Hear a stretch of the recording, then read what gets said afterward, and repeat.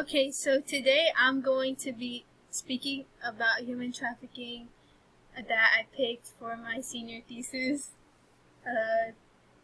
Yeah, okay.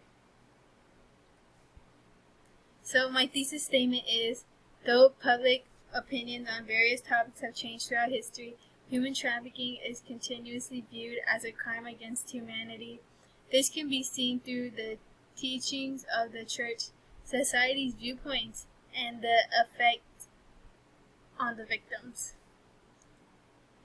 Preview of main points. So things that I'm going to be talking about in this presentation today is going to be the different types of human trafficking, church's viewpoint on human trafficking, Bible views on human trafficking. What is human trafficking? Human trafficking is defined as using someone for forced labor, sexual acts, and preying on vulnerable people. It is a very big industry in our world. It makes almost $150 billion a year and has grown into something that is very bad in our communities. How do people fall victim to human trafficking? Well, there's a lot of different ways that people can fall victim, but some of the main ones are being promised a better life. So they might be in like a really bad situation in their life, and the person that's going to want to human traffic them is going to be like, oh, I can give you a better life and give you like things that you dreamed of. So that's like also the next point, which is like the promises of a job and better future. So sometimes they promise them a job, but they have to work as like a hooker or something in that sense, like sexual, and they might not know beforehand, but then they realize that they have to do that, and they're tempted with money, so they could be promised financial security in their life and not have to worry about anything, but with them everything comes at a price, so you might have to like work for them. And the next way is that people are abducted. So people are abducted like kidnappings and then forced into prostitution, or they'll be sold as like a sex slave to other people, or they'll just have to like work for the person and give them all the money that they make from whatever they do. The Catholic Church. So what does the Catholic Church think about human trafficking? Well, the Catholic Church believes that human trafficking is wrong. Actually, Pope Francis has actually called it a crime against humanity, and that it brings down the dignity of the human person.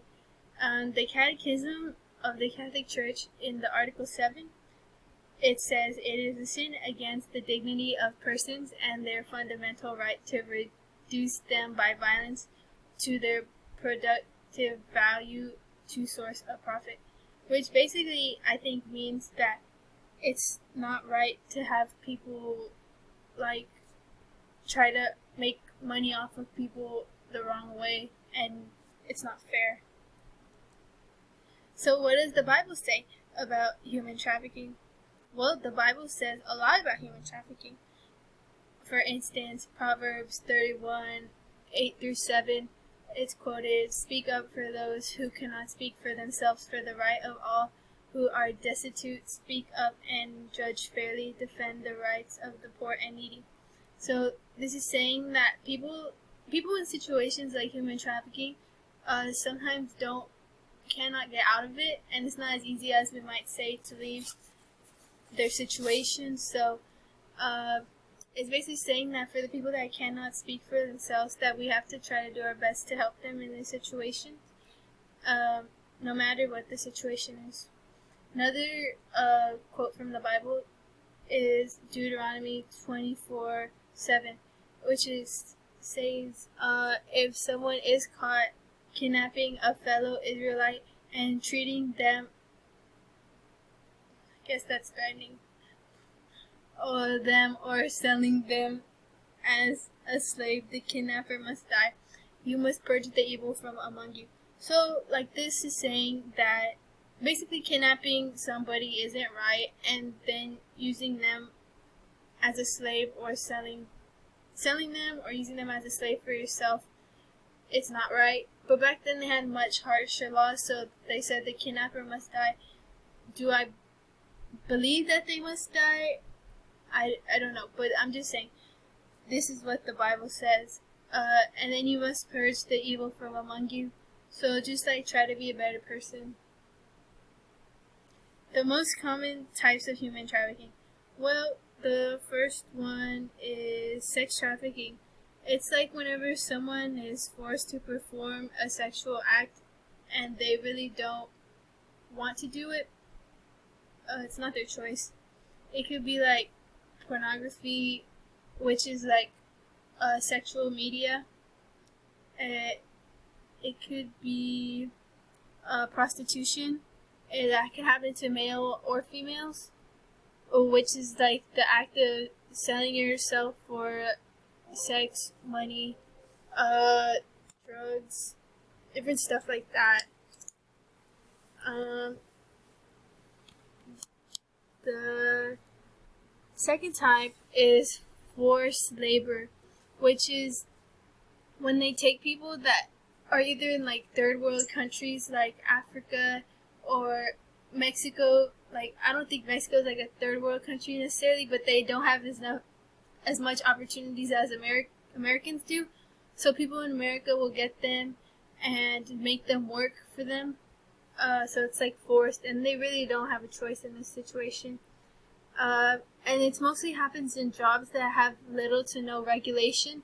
So like people that pick, like, I don't want to make it sound like racist, but people that like pick fruit and stuff, like if they're Mexican, like that might be the job that they have to work because they don't have, like let's say they don't have their papers in check. People will take advantage of their situation for that.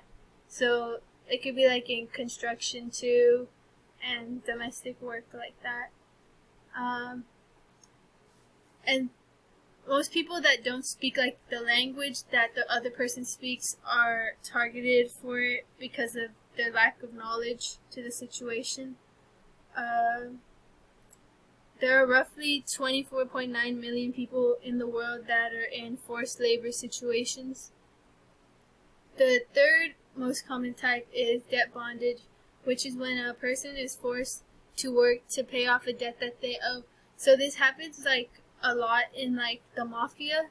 People are forced to work because either their dad or like grandparents did something that they still owe somebody like money or something.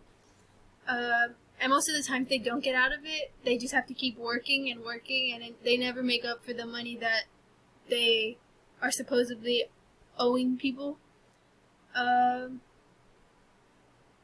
Yeah, they do more work than the amount that they initially owed the person. They mostly can't leave because they're told that they'll hurt their family or kill their family, and the debt could be passed on generational. The most cases for human trafficking is New York, Texas, Florida, and California. Florida and California because they're on the, well, basically all of these because they're on the coast and it's like an easy gateway. Like a port of entry is easier on those than cities and states that are in the actual U.S. that don't have a water around it. The history of human trafficking has been going on forever. In the 12 and 1600s, there used to be slave trades that used to go from Africa to Portugal, and they would trade slaves all around different ports in that area. And in the 1900s, specifically in 1904, there was an agreement signed, the International Trade Agreement for the Suppression of the White Slave Traffic, which basically was saying how we should stop trafficking slaves and how it was wrong. And this, I think, happened in England, so it wasn't in the U.S., but they were still doing work so that this wouldn't happen anymore. Signs of human trafficking. So how do we know if somebody's being human trafficked, and what can we do to help them, and in that sense? If they seem in physical danger, So if there is like a situation and they seem like they're in like a domestic dispute, maybe have to do with human trafficking, if they have little of any personal possessions, so if they don't own a lot of things, they don't own like a car or like a house, and they're like have somebody that's like almost controlling them, it might just be like a controlling person, or it might be because of human trafficking. If they have no identification, like a passport, like a credit card, anything like in that license, that's definitely a red flag, and you should look into it. Here's some statistics for human trafficking. It said that has actually for sex trafficking children, it has actually gone down, and one of the lowest in 2019. My reflection. During this assignment, I learned a lot about human trafficking. I believe that now I know enough information to talk to others about why it is an issue. It's an issue that is sometimes forgotten about, but we must remember the victims and their stories so that we can stop this evil crime. And that's all for my senior thesis. Thank you. Goodbye.